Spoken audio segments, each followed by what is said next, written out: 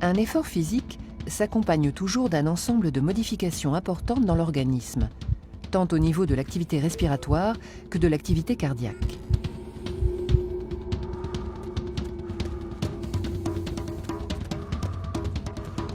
Lors d'un effort, les muscles en activité ont besoin de dioxygène dont la consommation augmente. Pour répondre à cette demande, on respire davantage, plus fort et plus souvent. On parle d'augmentation du débit ventilatoire. Le débit ventilatoire se calcule en multipliant le volume d'air courant, c'est-à-dire le volume d'air circulant dans l'appareil respiratoire lors d'une inspiration ou d'une expiration, par le rythme respiratoire, représentant le nombre de cycles inspiration-expiration par minute. Lors d'un effort physique, le débit ventilatoire peut passer en moyenne de 5 à 120 litres par minute.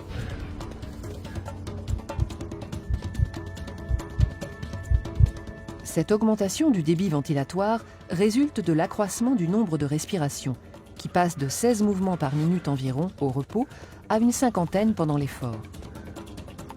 Mais elle résulte également du volume d'air courant qui varie d'un demi-litre au repos à 3 litres au cours d'un effort intense et prolongé.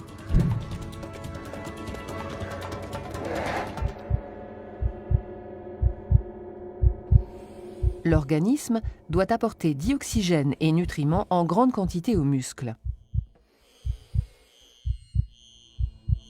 La circulation du sang dans les vaisseaux s'accélère. Débit et fréquence cardiaque augmentent nettement.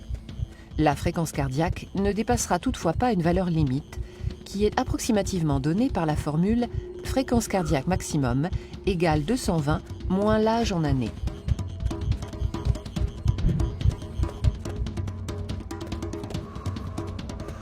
Enfin, l'intensité respiratoire s'accroît tout autant, c'est-à-dire la quantité de dioxygène consommée, principalement pour alimenter les muscles en activité.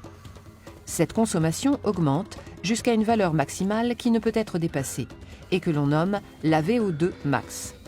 La VO2 max représente le volume maximal de dioxygène consommé dans un temps donné, cette consommation restant stable au-delà d'un certain niveau d'effort. Toutefois, la valeur de la VO2 max peut être améliorée par l'entraînement régulier et adapté dans les limites des dispositions génétiques de chacun.